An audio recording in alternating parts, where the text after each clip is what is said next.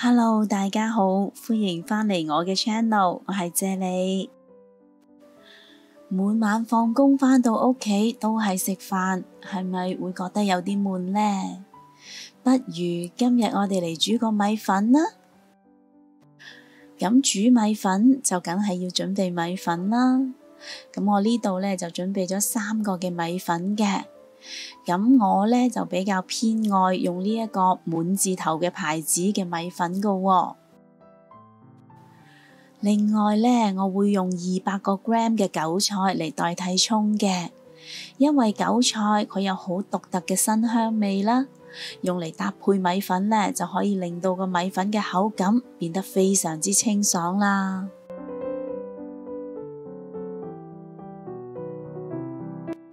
洋蔥，咁我會用半個，大概100個 gram 左右啦。咁我就鍾意將佢切成條狀嘅。你哋今日好嗎？留言話我知，你又鍾唔鍾意食米粉呢？祝你有開心愉快嘅一日。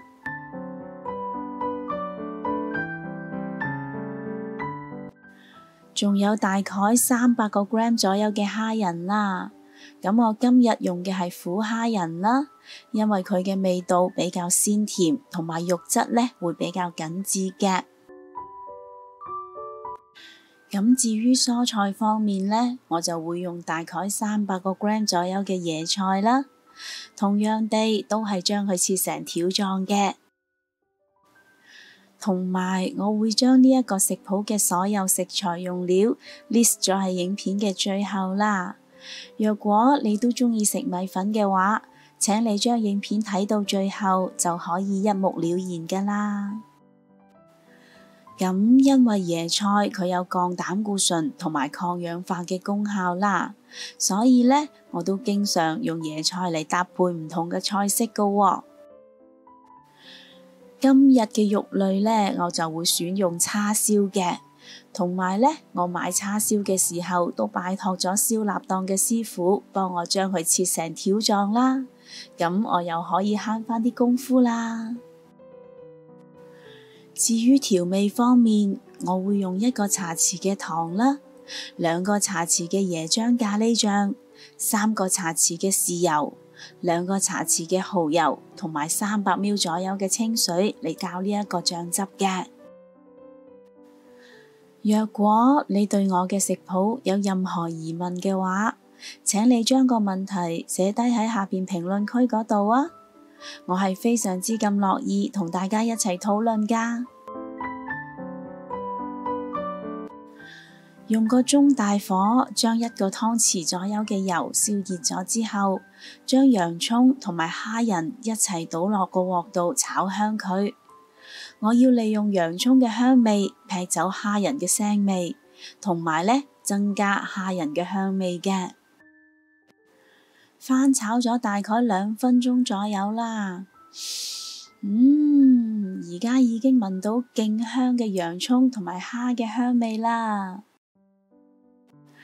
呢個時候，我會將之前切好咗嘅椰菜擺埋落嚟，將佢哋翻炒均勻嘅。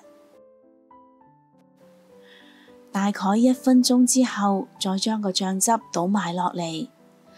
因為米粉係比較索水㗎喎，咁我會睇下一陣啲椰菜出嘅水夠唔夠啦，再決定使唔使再加水嘅。咁我會轉返用個細火啦，燜煮佢大概3分鐘左右嘅。3分鐘已經過咗去啦，睇到啲椰菜已經出咗唔少嘅水啦。咁呢個水量呢，就已經足夠㗎啦，所以呢，我會直接將啲米粉加落嚟，就無需另外再加水嘅。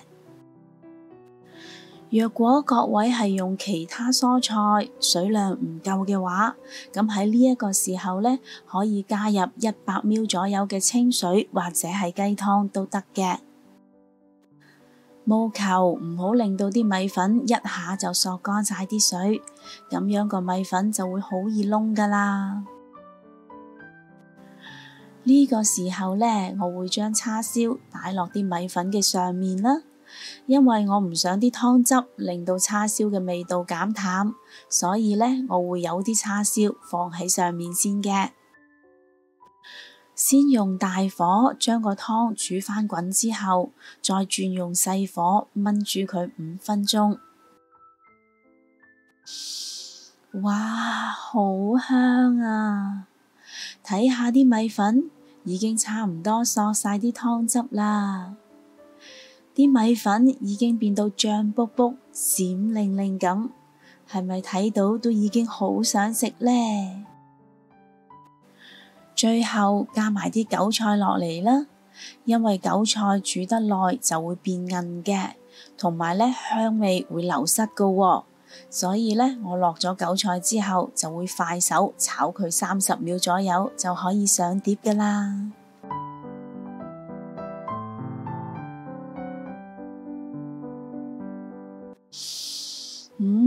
真係好香啊！吸滿咗湯汁嘅米粉煙韌得嚟又好惹味喎，而啲蝦仁就啖啖肉啦，咬落呢肉質係緊緻有咬口嘅，口感係非常之好㗎喎。你哋係咪都已經好肚餓啦？不如今晚就試下煮呢個咁惹味又簡單嘅米粉啦，同埋 share 俾你身邊有需要嘅朋友啦。如果你都鍾意我嘅食譜，請你俾 like 同埋留言話我知啦。